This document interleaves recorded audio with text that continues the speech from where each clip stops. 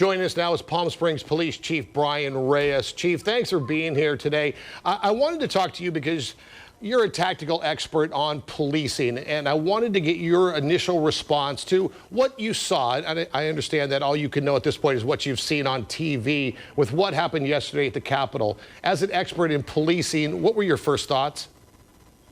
Gino, I was actually very saddened, not only from the police perspective of how things unfolded, but just as Americans and how they acted. It just, here we are in a new year, fresh start. You would think that things would start to change for the better, and just the total disregard for each other continues.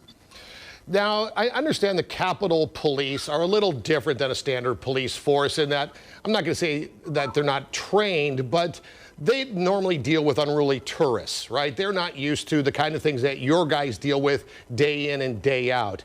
Is part of the problem that the Capitol Police are simply not geared for this, or was there, I mean, because turn and run, it was really all they did. Were you shocked by that? No, actually, I was shocked by that. Not labeling the Capitol Police, but the reality is when you have such an important event taking place on a defined date where it's getting national attention, although Capitol Police is the key agency that people are focusing on, there's so many other agencies out there that are in the background or on the ground assisting the Capitol Police. It's not just the Capitol Police, and there should have been, and clearly to some degree you can tell that there was not sufficient planning. But you have a gift when, as a law enforcement agency, you have a defined date where a key event is taking place, and you know in advance that protesters are going to arrive.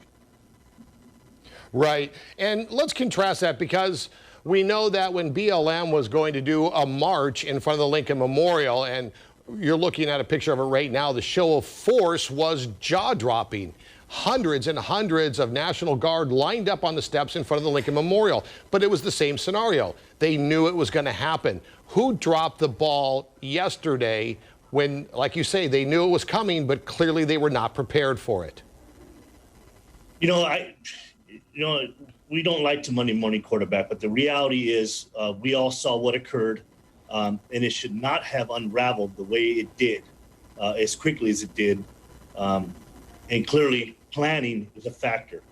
Who to blame? That's to come. I'm sure there's going to be an incredible inquiry into this overall event as how it unfolded.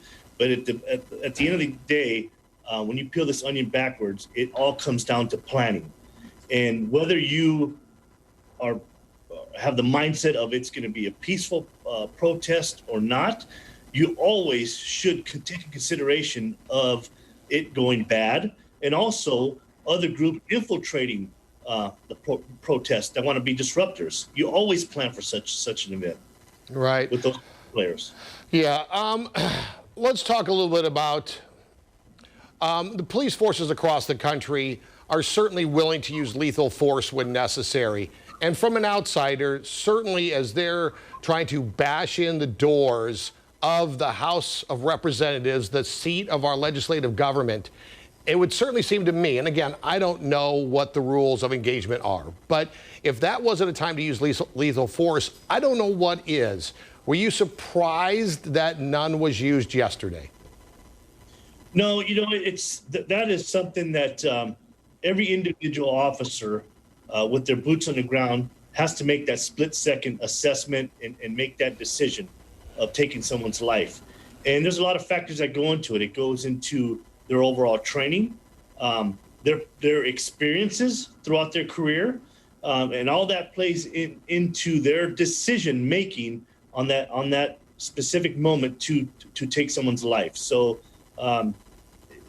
it's on an individual basis, and there's got to be an imminent threat to life when an officer chooses to make that critical decision. Right. You mentioned the planning. Is part of the problem D.C. not being a state? They don't have a governor, they have a mayor. The mayor does not have control of their National Guard. In fact, the mayor of D.C. had to call Virginia and Maryland to send theirs in, and that took a couple of hours. Is part of it the multi-jurisdictional nature of Washington, D.C., and it goes to what you talk about with the ability to plan when really you don't have control of a lot of the police forces that are in your area? You know, Gino, that question, if anybody goes down that path, that's an absolute excuse. An absolute excuse. That area clearly should be well prepared. They've been through many events in the past. There is coordination with other agencies. There always has been.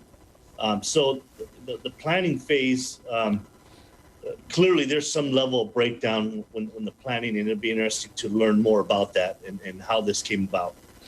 Now, as a police chief, you saw that there was events in several cities, obviously much smaller, not nearly as violent, and not as, gosh, dare I say, historic in what we saw yesterday, and as startling and shocking as it was for Americans to see what happened yesterday. But as a police chief of let's be honest, a relatively small town, you know, comparatively speaking, do you take any heightened sort of preparation, or are you on a little more alert? Do you have your guys a little more conscious of what's going on because of what we saw yesterday across the country?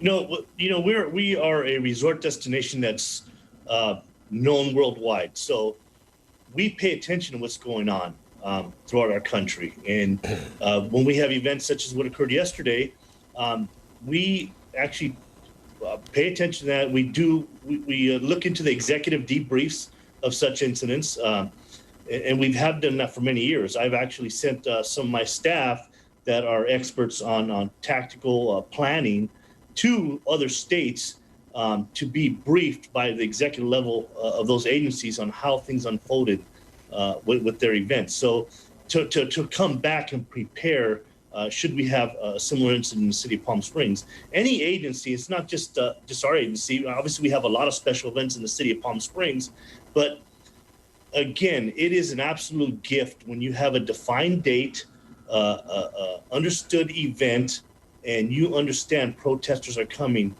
well in advance. That is a gift to law enforcement to really dig in the weeds and plan accordingly. Right. As a police chief, heck, as an American, how concerned are you about the next 13 days? You know, Gino, you have to take that 13 days away from your question, because I'm concerned for the foreseeable future. We must come together as a community, as a country, and fix what has occurred. There's just no other way. We are in a bad situation now. There's a lot of hate. People are unraveling, and unraveling fairly quickly, and it's getting quite dangerous when it escalates to what had occurred yesterday. And it is my hope that people at the highest levels and the local levels start voicing their opinions for the need to unite and bring us all together again. Palm Springs Police Chief Bryan Reyes, thank you, sir, for your time and your expertise. We really appreciate it. Thanks, Gino.